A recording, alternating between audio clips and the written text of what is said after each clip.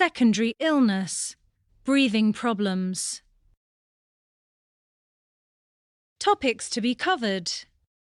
Topics to be covered in this module: common breathing problems and first aid tips for each problem. Asthma attack, choking, croup, drowning, hyperventilation. Common breathing problems and first aid tips for each problem. Asthma attack. Asthma is a common disorder that affects the lungs of a sufferer. It is usually triggered by an allergic reaction to a substance, hypersensitivity to air quality, or even a common cold. When an attack occurs, the patient will have an inflammation which causes the air passages in the lungs, bronchi, to become swollen and narrow greatly. This can cause breathing difficulties that can range from mild coughing to a possibly fatal lack of oxygen to the body. As an attack starts, the patient will become conscious of wheezing, chest pain, and shortness of breath. Regular sufferers of asthma will carry reliever inhalers containing prescription medication to ease the symptoms. Common breathing problems and first aid tips for each problem. If someone suffers a particularly distressing asthma attack in the presence of a first aider, the following actions can be taken.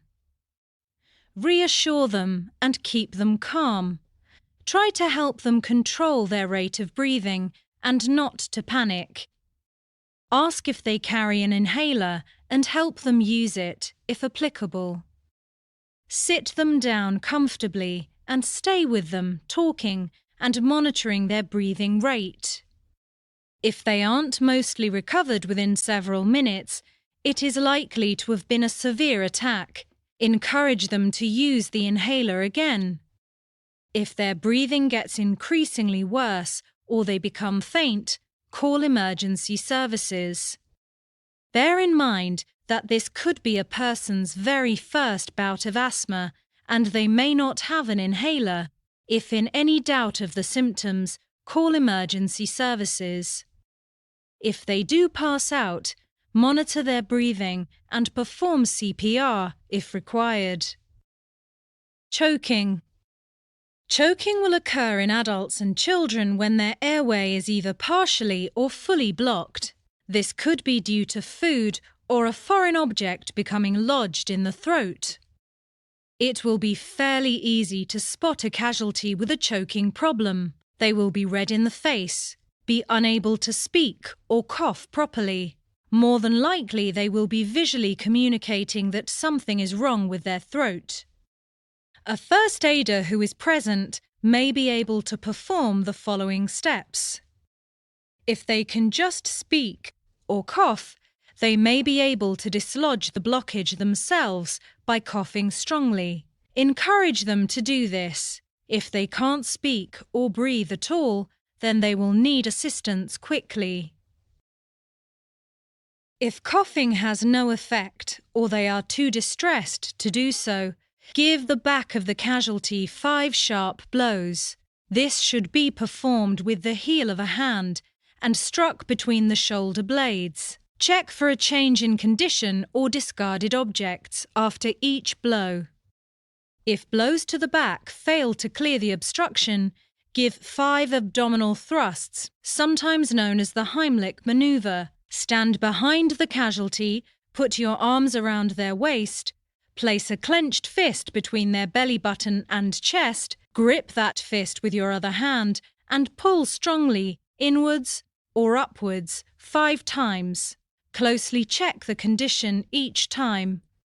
If none of these actions clear the blockage, make sure emergency services are on the way and prepared to perform CPR. Croup. Croup is a condition that affects young children, usually around the age of 5 and younger. It is triggered by a viral infection, similar to the common cold, which causes swelling around the vocal cords and makes it hard to breathe. It is usually recognized by a distinctive barking cough that the child makes when trying to clear the airways. If a child has some severe breathing difficulties caused by croup in the presence of a first aider, they should take the following actions. It is important to keep them as calm as possible. It may be distressing for them, but panic and excessive movement will make things markedly worse for them. Sit them down on your knee or a straight chair which supports their back. Tell them quietly that it will soon pass and everything will be okay. If the croup attack does not cease within a short period and they continually have trouble breathing, call emergency services. Be prepared for CPR actions if breathing does not return to normal. Another condition exists called epiglottitis, which infects a flap of tissue at the base of the tongue.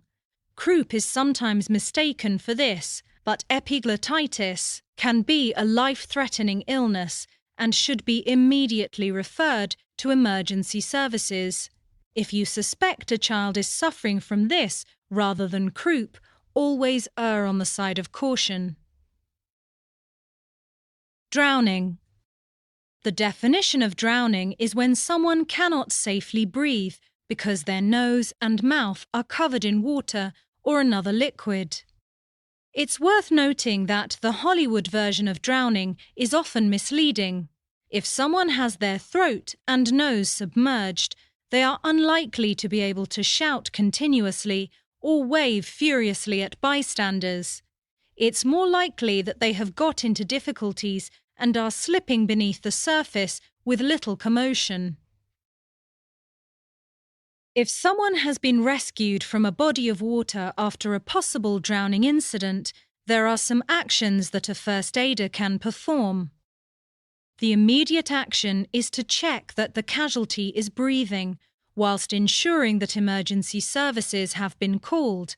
If they aren't breathing normally, then perform CPR, 5 initial rescue breaths, followed by 30 chest compressions and another 2 rescue breaths.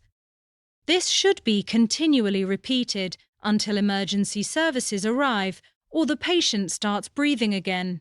Please note, if you become exhausted from the effort, assign a deputy to carry on with CPR. If they do start to recover, they should be treated for exposure to the cold and possible hypothermia. Replace wet clothing and give them warm blankets. Hyperventilation. Hyperventilation is an excessive increase in breathing, which is normally associated with anxiety disorders and panic attacks. When someone has involuntary hyperventilation, the speeded up breathing will cause carbon dioxide to be lost quickly from the blood before it can be naturally replaced. This causes dizziness and nausea and can lead to fainting. It may also cause severe trembling and muscle cramps. Once the hyperventilation ceases, they should be able to breathe normally again fairly quickly. If a first aider spots someone in the grip of hyperventilation, they can help in the following way. Speak to them firmly but with kindness, dignity and understanding. Move them to sit somewhere private and quieter and encourage them to slow their breathing down. Make sure that a crowd does not form around the casualty and cause more anxiety. Sit with them and reassure them that you will not leave until they feel better. Encourage the patient to talk about this condition with friends and family and to see their doctor about treating the cause. If they cannot regain normal breathing or you are unsure of their symptoms, call emergency services.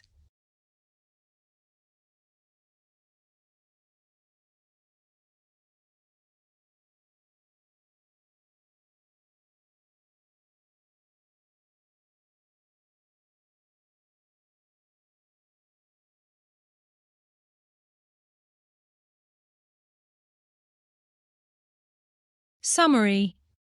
What have we learned? Breathing problems can strike people of all ages for different reasons.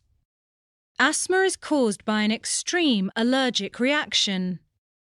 Abdominal thrusts are the best way to help someone who is choking. Drowning victims can sometimes be difficult to spot. Hyperventilation is commonly caused by an anxiety disorder,